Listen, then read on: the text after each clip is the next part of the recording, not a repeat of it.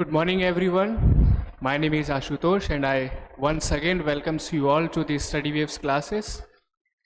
हमेशा की तरह इस बार आज हम किसी एक मुद्दे पर बात नहीं करेंगे। आज हम किसी एक टॉपिक के बारे में बात नहीं करेंगे। दरअसल स्टडी वेव्स क्लासेस सबसे स्टार्ट करने जा रहा है अपनी एक नई प्लेलिस्ट, जिसमें आपका डेली टॉप 10 हेडलाइंस आपको बताई जाएंगी एंड ऑल्सो एट लास्ट आपको हर दिन 10 करंट अफेयर्स के क्वेश्चंस विद आंसर्स प्रोवाइड कराए जाएंगे। शुरू करते हैं यहीं पे। सबसे पहले आज यहाँ पर छोटी सी वीडियो है, टॉप 10 हेडलाइंस ऑफ 1 अक्टूबर 2023। सबसे पहले यहाँ पर जब हम आगे बढ़ेंगे तो सबसे पहली और टॉप मोस्ट हेडलाइन हमें देखने को मिलती है आज के दिन यूक्रेन की। हालांकि ये मुद्दा बहुत ज़्यादा पुराना हो चुका है, अभी हम में से कई सारे लोग ऐसे हैं जिन्होंने इस पर ध्यान देना भी बंद कर दिया है, मगर इसके बाद भी आज कुछ ऐसा हमें देखने को मिला कि हमें इसको अपनी इस वीडियो में इंक्लूड करना पड़ा। देखने को दरअसल इसमें यह मिला कि Biden urges Republicans, who are the Republicans, Republicans actually उनकी पार्टी का नाम है, राइट। वो अपने पार्टी के लोगों से कह रहे हैं to approve Ukraine aid, saying support can not waver. वो कह रहे हैं कि यूक्रेन को जो हम सपोर्ट दे रहे हैं उसे और अप्रूव किया जाए, जो पैसे हैं, जो मनी है, उसे और वहाँ पर दिया जाए। क्यों दिया जाए वो भी अभी आपको समझाएंगे अच्छे से। US president Biden says he is sick and tired of domestic political brinkmanship. वो कह रहे हैं कि वो बहुत ही ज़्यादा थक चुके हैं डोमेस्टिक पॉलिटिकल ब्रिंकमैनशिप से, मतलब आपस में जो आंतरिक पॉलिटिक्स चल रही है उन चीज़ों से, जो उनके खिलाफ माहौल बनाया जा रहा है उन चीज़ों से। As Vladimir Zelensky was to fight on speech released on defenders day. मतलब एक तरफ ये कहा जा रहा है कि वो काफ़ी थक चुके हैं, उनकी जो आंतरिक जो इंटरनल पॉलिटिक्स है उनमें कैसे उनको हाईलाइट किया जा रहा है, दिखाया जा रहा है कि कैसे यहाँ पर ये असफल हो गए। वहीं दूसरी तरफ ज़ेलेंस्की अपनी स्पीच में बोलते हैं, स्टेटमेंट में बोलते हैं कि हम लड़ते रहेंगे। तो इस मुद्दे को उठाने के लिए इन्होंने ये कहा कि हम अपनी पार्टी से यहाँ पर आप कह सकते हैं एक तरीके से कि अर्ज कर रहे हैं, रिक्वेस्ट कर रहे हैं कि जो बिल पास होना है ना, कि आप इसको सपोर्ट दे दो, वहाँ पर पैसा जाएगा, वेपन्स जाएंगे, इनको अप्रूव कर दिया जाए। सिंपली यहाँ पर अगर देखा जाए तो अगर इस मामले में थोड़ा सा और पीछे जाए हम, जो अभी आज ये जो न्यूज़ छपी है, तो हमें ये देखने को मिल रहा है कि यहाँ पर इनको ये डिफ़िकल्टी फेस क्यों करनी पड़ रही है, कि इनको कहना पड़ रहा है कि यहाँ पर इसको अप्रूव करना चाहिए। सिंपल ऐसा इसलिए देखने को मिल रहा है क्योंकि वहाँ के जो सिटीजन्स हैं वो इस चीज़ को क्रिटिसाइज करने लगे हैं। जो अमेरिका के नागरिक हैं वो इस चीज़ का विरोध करने लगे हैं कि हमारे टैक्स का पैसा आप कब तक वहाँ भेजते रहोगे, यूक्रेन भी जीत नहीं पा रहा है। क्योंकि इन सिंपल मीनिंग वहाँ के जो सिटीजन्स हैं अमेरिका के, उन सिटीजन्स को तो ये भी नहीं पता कि जियोपॉलिटिक्स का मतलब क्या होता है। ज़्यादातर सिटीजन्स वहाँ पर बिजनेस में इंक्लूड हैं, इसलिए उन्हें सिर्फ पैसा दिखता है। आई एम नॉट डिसरिस्पेक्टिंग एनीवन, उनको सिर्फ पैसों की चीज़ें वहाँ पर ज़्यादा दिखती बिकॉज दे आर बिजनेसमैन। तो ये नेचुरली है कि उन्हें हर चीज़ की वो अपनी कॉस्ट कटिंग करते हैं, हर चीज़ का वो अपना एक आप कह सकते हैं कि एनालिसिस करते हैं कि पैसा कहाँ पर एफिशिएंट खर्च हो रहा है या नहीं हो रहा है। और क्योंकि लगभग 2 साल होने को आ गए हैं और अभी तक हमें ऐसा कुछ देखने को मिला नहीं है कि यूक्रेन कहीं पर जीत रहा है, तो वहाँ पर इसका विरोध देखने को मिला है। दूसरा, हाल ही की बात है अभी कुछ महीने पहले की, जो बाइडेन थे उन्होंने $1 ट्रिलियन, जानते हैं आप, 1 ट्रिलियन इंडिया की 33% जीडीपी के बराबर, 33% जीडीपी के बराबर भारत की, इतना पैसा वहां पर एक पार्क बनाने में लगा रहे हैं हमारे बाइडेन जी। क्यों? ताकि उसको डिवोट किया जा सके यूक्रेन को, यूक्रेन के लिए उसके इंडिपेंडेंस डे पर। दूसरा, यहाँ पर हम देखेंगे कि यहीं पर अब इनके खिलाफ, बाइडेन जी के खिलाफ, यहाँ पर उनकी जो खुद की पार्टी के मेंबर्स हैं वो तो विरोध कर ही रहे हैं, प्लस ट्रंप ने भी कोई कमी नहीं छोड़ी है। कैसे? ट्रंप ने तो साफ साफ वहाँ पर यह कह दिया है कि अगर मैं प्रेसिडेंट बनता हूँ तो मैं इस वॉर को 24 घंटे के अंदर ख़त्म कर दूंगा। उनकी ये स्टेटमेंट आई थी, आपने भी शायद सुना होगा। प्लस उससे भी ज़्यादा दिक्कतें पैदा हो रही है बाइडेन जी के लिए इस बारे में, क्योंकि अभी नाटो के प्रेसिडेंशियल इलेक्शंस होने हैं। नाटो के प्रेसिडेंशियल इलेक्शंस में ये माना जा रहा है कि इस बार नाटो का जो नया प्रेसिडेंट बनेगा वो एक्चुअली प्रो रशिया बनेगा। प्रो रशिया मतलब जो कि रशिया से ज़्यादा इंटरेस्टेड है, उससे ज़्यादा लगाव रखता है। और ऐसे में ये काफ़ी मुश्किल हो जाएगा नाटो मेंबर कंट्रीज़ के लिए कि वो यूक्रेन को लगातार सपोर्ट कर पाए। क्यों? क्योंकि इनका जो प्रेसिडेंट होगा वो रशिया के फेवर में होगा। ये तो थी आज की पहली हेडलाइन। अगली हेडलाइन पर जाते हैं। अगली हेडलाइन में है ईस्ट लीविया पोस्टपोन्स डरना reconstruction conference एमिड calls for unity. आपको पता होगा कि हाल ही में अभी वहाँ पर सितंबर 23 में बाढ़ आई थी लीबिया में। लीबिया जो है ये एक अफ्रीकन कंट्री है, इतना ज़्यादा डेवलपमेंट नहीं है वहाँ पर, क्योंकि वहाँ पर जो बाढ़ आई थी उस बाढ़ की वजह से वहाँ पर 6000 पीपल 6000 लोगों की अभी तक मौत हो चुकी है एंड हंड्रेड्स ऑफ पीपल जो है वो अभी भी वहाँ पर मिसिंग हैं। इसका अगर पहले से कनेक्शन देखा जाए तो अगर आप लीबिया की हिस्ट्री में जाएंगे तो आपको ये पता चलेगा कि वहाँ पर आपको कई सारे मिलिटेंट ग्रुप्स मिलेंगे।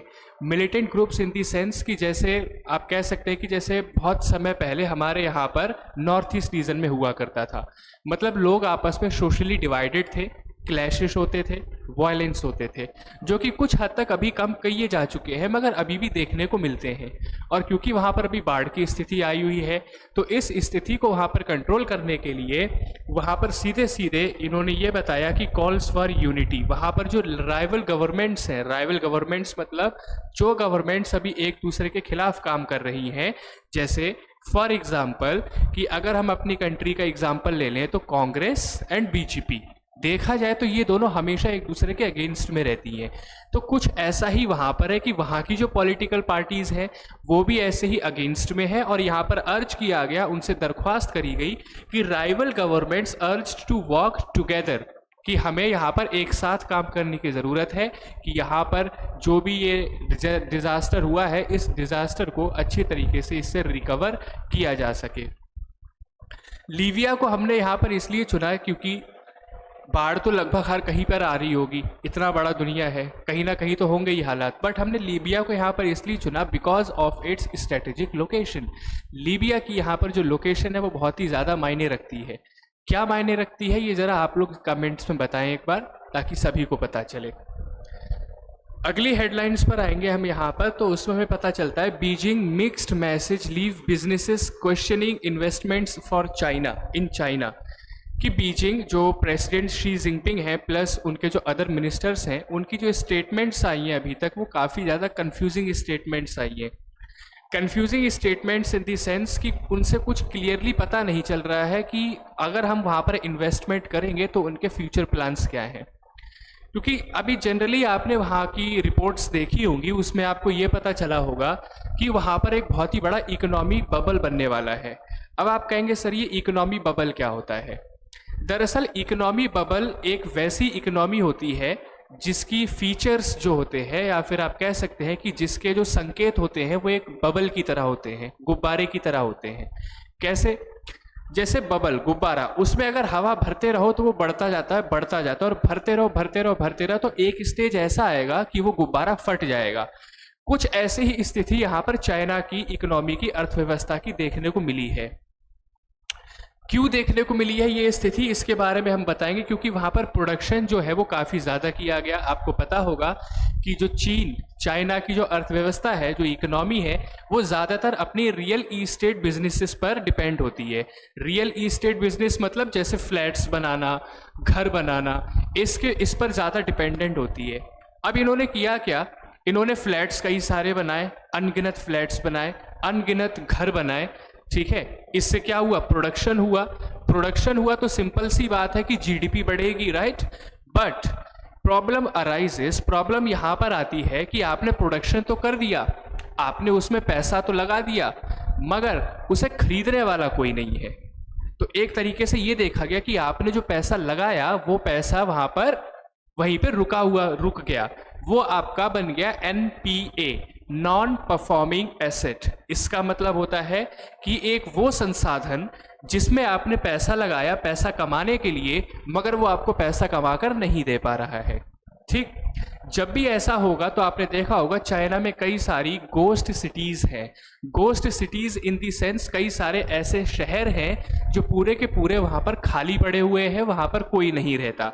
ऐसा इसीलिए देखने को मिला है क्योंकि प्रोडक्शन तो इतना ज़्यादा कर दिया, जीडीपी हद से ज़्यादा बढ़ा दी, बट वहाँ पर रहने के लिए कोई आया ही नहीं। क्यों नहीं आया? Because of low level income. वहाँ पर जो इनकम है of the majority of population वो इतनी कम है कि वो इनको अफोर्ड नहीं कर पा रहे हैं, और इसी वजह से अब वहाँ पे जो इन्वेस्टर्स हैं वो पैसा लगाने से डर रहे हैं। उनको मनाने के लिए जो स्टेटमेंट्स आई बीजिंग से, फ्रॉम उनके डिफरेंट मिनिस्टर्स से जितनी भी स्टेटमेंट्स आई या जो बयान आए, वो बयान भी काफ़ी ज़्यादा कंफ्यूजिंग है। मतलब इन्वेस्टर्स, जो निवेशक हैं, जो चाइना में पैसा लगाना चाहते हैं, उन्हें अभी तक पूरा भरोसा नहीं हो पा रहा है कि हम इन पे पैसा लगाएं या ना लगाएं। ये है वो न्यूज़। अगली न्यूज़ पे चलते हैं। ये भी बहुत ही ज़्यादा इंपॉर्टेंट न्यूज़ है हमारे लिए। Maldives election run off pitched as fork in the road between India and China. Maldives में इलेक्शन हुए हैं, वहाँ पर नए प्रेसिडेंट बने हैं, और माना नहीं जाता है, दरअसल ऐसा है कि वहाँ पर जो प्रेसिडेंट बने हैं वो प्रेसिडेंट प्रो चाइना है। मतलब उनका इंटरेस्ट इंडिया से ज़्यादा चाइना में है। तो ये हमारे लिए एक तरीके से खतरे की घंटी ही समझ लीजिए। ये है वो यहाँ पर जिनको नए प्रेसिडेंट इलेक्ट किया गया है, pro China, threat to India. और ये इंटरेस्टिंगली एक मजे की बात तो ये है कि पहले ऐसा कई बार हो चुका है कि इन्होंने इंडिया के प्रभाव का विरोध किया है मालदीव्स में, कि हम मालदीव्स को इंडिया पर इतना ज़्यादा निर्भर नहीं रहना चाहिए। दूसरा यहाँ पर यह है, pro China presidential candidate Mohammed Muizzu accuses incumbent Mohammed Solih of aligning traditional benefiter India too much influence. वही बात है जो आपको बताई कि ये इस चीज़ का विरोध कर चुके हैं कि मालदीव्स में इंडिया का इतना ज़्यादा इन्फ्लुएंस नहीं होना चाहिए, किसी एक देश का इतना ज़्यादा इन्फ्लुएंस नहीं होना चाहिए। आगे बढ़ेंगे और यस, अगली हेडलाइन ये सबसे ज़्यादा इंपॉर्टेंट है हमारे लिए क्लाइमेट चेंज की, ताकि हम समझ पाए कि हमने आज तक अपने क्लाइमेट को कैसा बना दिया है, राइट। और इसके आखिर में ही मैं आपसे एक और चीज़ कहूँगा क्लाइमेट चेंज के बारे में, जो कि हमारा परसेप्शन है। Autumn heat continues in Europe after record breaking September. जो वहाँ पर हीट वेव्स चल रही हैं वो अभी भी इतनी ज़्यादा है कि यूरोप की जो डिफरेंट कंट्रीज़ हैं वहाँ पर जो टेम्परेचर है वो 30 डिग्री सेल्सियस तक पहुँच चुका है, 30 डिग्री सेल्सियस तक पहुँच चुका है। आप कहेंगे सर क्या बात कर रहे हो, इतने टेम्परेचर में तो हम यहाँ पर चादर ओढ़ के सोते हैं अपने घर पे, वहाँ पर इतनी गर्मी हो गई, कोई दिक्कत की बात नहीं है। अरे भाई दिक्कत की बात है, क्योंकि वहाँ पर जो एवरेज टेम्परेचर रहता है यूरोपियन कंट्रीज़ में वो near about 18 to 20 degree Celsius रहता है, या फिर बहुत ज़्यादा हो गया तो 23 डिग्री सेल्सियस से ऊपर नहीं जाएगा। अब 30 डिग्री सेल्सियस में उन्हें क्या दिक्कत हो रही, क्योंकि सबसे पहली दिक्कत तो ये हो रही कि भाई उनके हैं इंसुलेटेड हाउस। मतलब कि एक तो घर लकड़ियों के इंसुलेटेड है, इंसुलेटेड का मतलब कि घर इस तकनीक से बने हुए हैं कि वो गर्मी को ज़्यादा से ज़्यादा सोख सकें।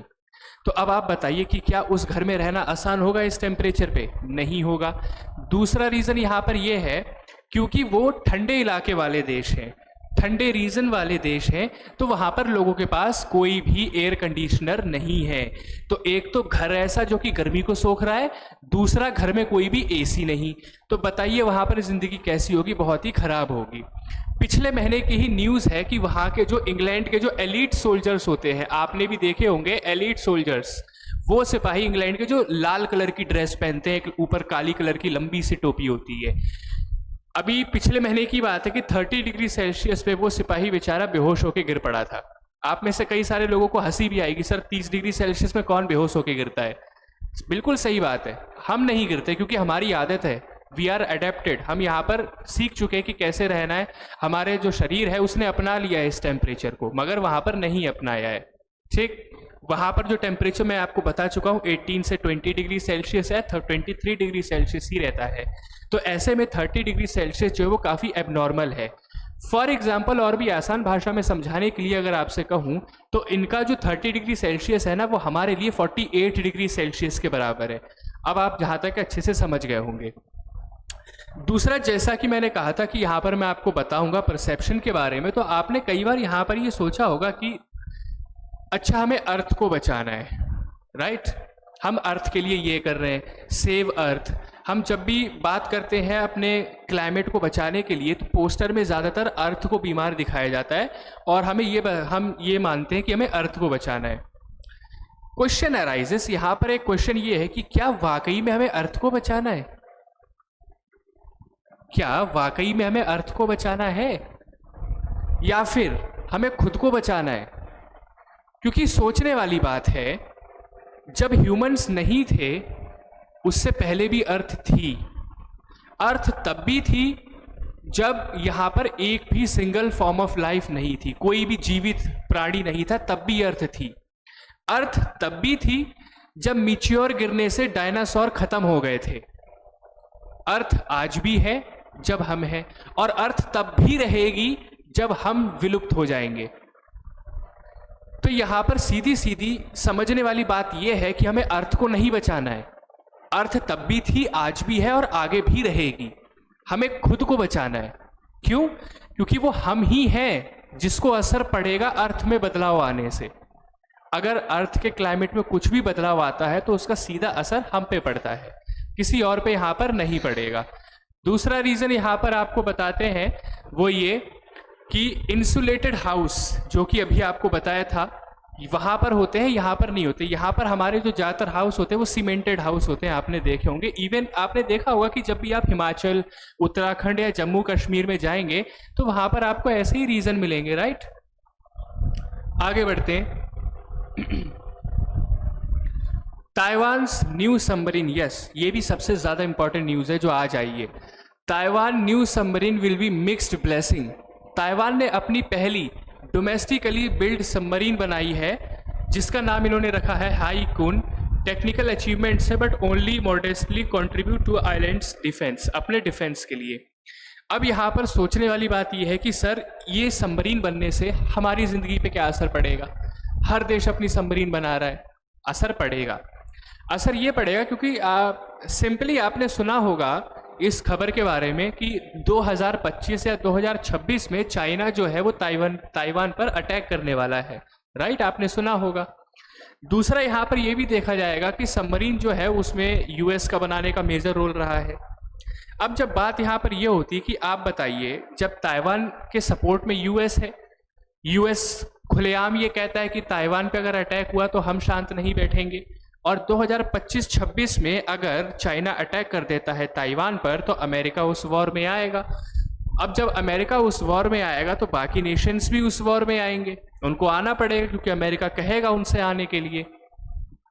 तो आपको नहीं लगता ऐसे में वर्ल्ड वॉर की सिचुएशन पैदा हो सकती है? प्लस सबमरीन्स बनाना, आई एम नॉट क्रिटिसाइजिंग, मैं इस चीज़ का बिल्कुल भी विरोध नहीं कर रहा हूं कि इनको यहाँ पर सबमरीन नहीं बनानी चाहिए थी, बट सबमरीन बनाने से टेंशन्स जो है वो एस्केलेट हुई हैं, मतलब टेंशन्स बढ़ी हैं, क्योंकि आप सिंपली चैलेंज कर रहे हैं एक दूसरे पावर को, एक दूसरे नेशन को कि वी आर प्रिपेयर्ड, हम तैयार हैं। हालांकि अगर इसका दूसरे पर्सपेक्टिव से देखें, दूसरे नज़रिए से देखें तो ये भी देखा जाता है कि सबमरीन बनने से जो वॉर के हालात हैं वो कुछ हद तक कम हुए हैं।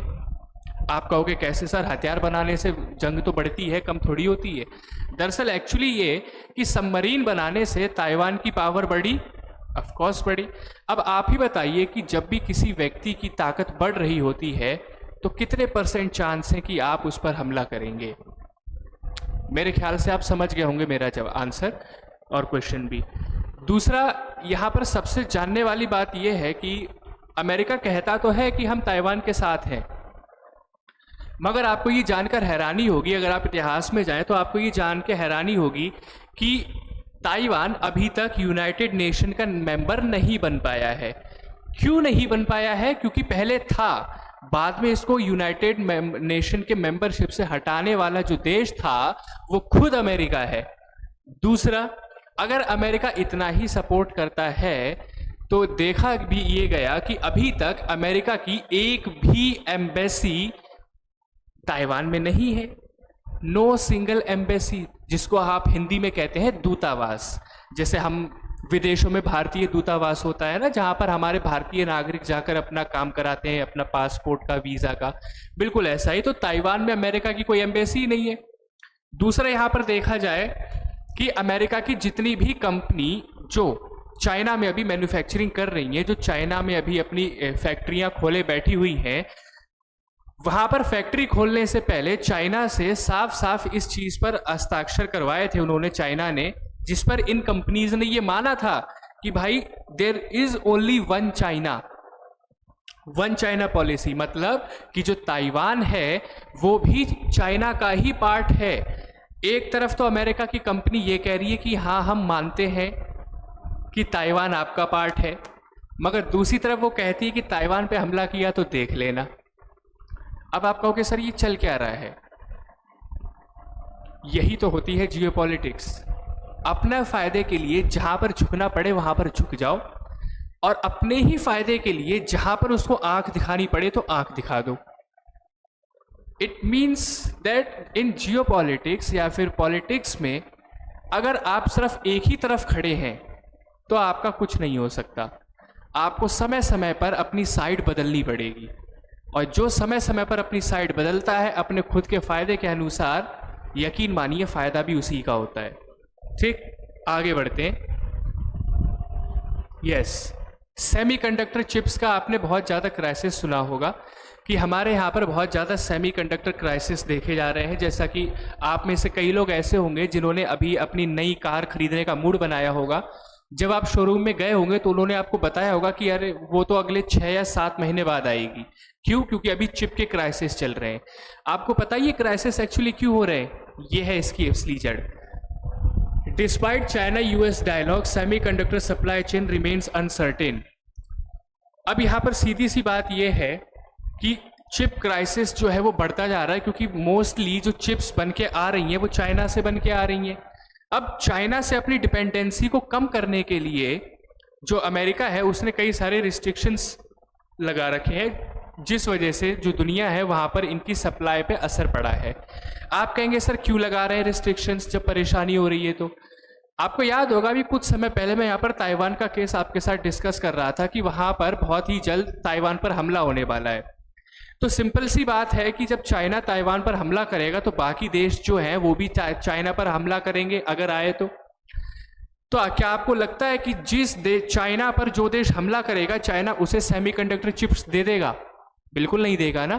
क्यों? क्योंकि आप लोग डिपेंडेंट है चाइना पे, हम डिपेंडेंट है चाइना पे। तो इसी को तैयारी को मद्देनजर रखते हुए कि आगे चल के अगर ऐसी स्थिति होती है कि ताइवान पे हमला किया जाता है और हम चाइना के खिलाफ लड़ रहे हैं, तो तब तक हम अपनी सेमीकंडक्टर चिप्स की जो डिपेंडेंसी है इसको शिफ्ट कर लें। ऐसा ना हो कि उस समय भी हमारी जो निर्भरता है वो चाइना पर ही रहे और चाइना इसका फायदा उठा ले ताइवान पर पूरा कब्जा करने के लिए। ठीक है, आगे बढ़ते हैं। Yes, Dominican Republic vice president Raquel पेना रॉड्रिगोज टू विजिट इंडिया। ये इंडिया आने वाली है परसों 3 तारीख को, 3 से लेकर 5 अक्टूबर तक ये इंडिया में ही रहेंगी। और इनकी विजिट को सबसे ज़्यादा इम्पॉर्टेंट कहा जा रहा है क्योंकि ऑल दो हमारे जो रिलेशंस हैं इस कंट्री के साथ वो 1999 से है। आप कहेंगे, आप में से कई लोग इस नाम को पहली बार सुन रहे होंगे, डोमिनिकन रिपब्लिक। एक्चुअली आपने वेस्ट इंडीज क्रिकेट टीम के बारे में सुना होगा, ज़रूर सुना होगा, जिसमें क्रिस गेल खेलते हैं। ये उसी रीजन में एक कंट्री है, right. West Indies is a group of Caribbean countries. Caribbean countries in the sense कि नॉर्थ अमेरिका और साउथ अमेरिका के बीच में जो मैक्सिको के बराबर में जो आइलैंड्स हैं, उन्हीं आइलैंड्स में से एक देश का नाम है डोमिनिकन रिपब्लिक। अब ये सबसे ज़्यादा ज़रूरी इसलिए है क्योंकि ऐसे बहुत सारे जो हमारे ह्यूमन रिसोर्स हैं, बहुत सारे हमारे जो आप कह सकते हैं जो मानव संसाधन हैं, उनको यहाँ पर जाकर बहुत ही क्वालिटी ट्रेनिंग मिलती है यहाँ पर जाकर। तो इसीलिए वो हमारे लिए बहुत ही ज़्यादा एक इम्पॉर्टेंट देश बन गया है। प्लस यहाँ पर जब इनकी मीटिंग होगी तो इस मीटिंग में ये डिसाइड किया जाएगा, ये माना जाएगा कि दोनों देश both have agree to identify new initiatives, कि भाई इस मुद्दे पर तो हम दोनों एक साथ काम कर रहे हैं। अब हम कोशिश करेंगे और भी कई ज़्यादा मुद्दे, मतलब हम कोशिश करेंगे कि अपने बीच में व्यापार को बढ़ाएं और भी ऐसी कई सारी चीज़ें हैं उनको बढ़ाएं। ठीक, आगे बढ़ते हैं। यस, ये भी सबसे ज़्यादा इंपॉर्टेंट न्यूज़ है। Delhi police arrest NIA's most wanted and suspected ISIS terrorist Shahnawaz. अब अच्छा, ये शाहनवाज कौन है? दरअसल शाहनवाज जो है ये एक माइनिंग इंजीनियर थे, पहले इंजीनियर थे, बंदा इंजीनियर है, ठीक है। Has been placed in touch from overseas to carry out terrorist attack. Researches में ये पता चला कि ये ओवरसीज इंडिया के बाहर कुछ ऐसे संगठनों से, कुछ ऐसे ग्रुप से इनके ताल्लुकात हैं जो कि इंडिया में आतंकवादी का हमला कराना चाहते थे। जब इनको इनके ऊपर 3 लाख रुपए का इनाम था, और जब इनको अभी पकड़ा गया है तो इनके साथ एक ड्रोन मटेरियल, मतलब जो ड्रोन बनाने का जो सामान होता है वो मिला इनके पास, पिस्टल मिली, पाउच मिला एक, ठीक है। इनको पकड़ा गया था, अभी कल ही पकड़ा गया है इनको, सस्पेक्टेड ISIS टेररिस्ट। अब यहाँ पर एक चीज मैं कंफर्म आपको कर देना चाहता हूँ कि अभी इनको टेररिस्ट घोषित नहीं किया गया है। जैसा कि आप हेडलाइन में देख सकते हैं, he is suspected ISIS terrorist, माना जाता है, इनके ऊपर शक है। इनको अभी अरेस्ट कर लिया गया है, इनसे पूछताछ करी जा रही है, और आगे आने वाली रिसर्च में ही हमें सही से पता चलेगा कि ये टेररिस्ट हैं या फिर नहीं है। और हाँ, आज की last news, 4 arrested in Manipur for abduction killing of 2 Meitei students. 4 लोगों को गिरफ्तार कर दिया गया है। उन 4 लोगों पे ये शक है कि उन्होंने 2 स्टूडेंट्स को मारा है, राइट, मेती स्टूडेंट, जो कि वहाँ पर मेजोरिटी में है। दरअसल ये अभी का ही नहीं है, अगर आप फिर से थोड़ा सा पास्ट में जाएं तो दरअसल इन चीज़ों की शुरुआत जो थी वो वहाँ पर 3 मई से ही हो गई थी। 3 मई स्टार्टेड 3 मई, और लगभग परसों मतलब 3 तारीख को इसकी जो 4 महीने हैं वो पूरे हो जाएंगे। हालांकि हो सकता है कि ये जो वीडियो अपलोड हो ये 2 तारीख को अपलोड हो, मगर हम इसे रिकॉर्ड 1 तारीख को कर रहे हैं, इसलिए मैंने आपसे कहा कि 3 तारीख को। तो 4 मंथ्स हो गया कि और ये कॉन्फ्लिक्ट 3 मई, आज से 4 महीने पहले ही शुरू हो गया था। ये जो दंगे हो रहे थे वहाँ पर, और किस लिए हो गया था, क्योंकि जो मैती कम्युनिटी थी, जो मेजोरिटी में कम्युनिटी थी, वो चाहती थी कि उसकी कम्युनिटी को ST का स्टेटस मिल जाए, और जो दूसरी कुकी कम्युनिटी थी वो ऐसा नहीं चाहती थी। इसलिए यहाँ पर ऐसे दंगे हमें देखने को मिले हैं। हालांकि अभी 4 महीने हो गए हैं, अभी तक ये दंगा रुका नहीं है, प्लस अभी doesn't seem to stop in near future. आगे आने वाले भविष्य में भी लग नहीं रहा कि ये कब थम पाएगा। वैसे कोशिश पूरी करी जा रही है, केंद्र सरकार भी पूरी कोशिश कर रही है अपनी तरफ से, स्टेट गवर्नमेंट भी पूरी कोशिश कर रही है, बट कोशिश में और रिजल्ट में फर्क होता है। समझदार के लिए इशारा ही काफ़ी है। दैट्स इट, आज की वीडियो के लिए इतना ही। Top 10 headlines for today. मिलते हैं आपसे कल, जिसमें हम 2 अक्टूबर के हेडलाइंस के बारे में बात करेंगे। And one more important thing, आज के डेट के जितने भी इम्पॉर्टेंट क्वेश्चंस हैं जो आपको प्रोवाइड कराए जाएंगे, ठीक है, विद आंसर्स, वो आपको मेरे इस टेलीग्राम चैनल पर मिल जाएंगे। तो आप वहाँ पर जाकर सीधे से सब्सक्राइब कर सकते हैं चैनल को, वहाँ पर जाके ज्वाइन कर सकते हैं। वहाँ पर आपको डेली करंट अफेयर्स के क्वेश्चंस मिलेंगे, राइट। और चैनल का जो नाम है, चैनल का नाम आपको मिल जाएगा स्टडी वेव्स क्लासेस नाम से।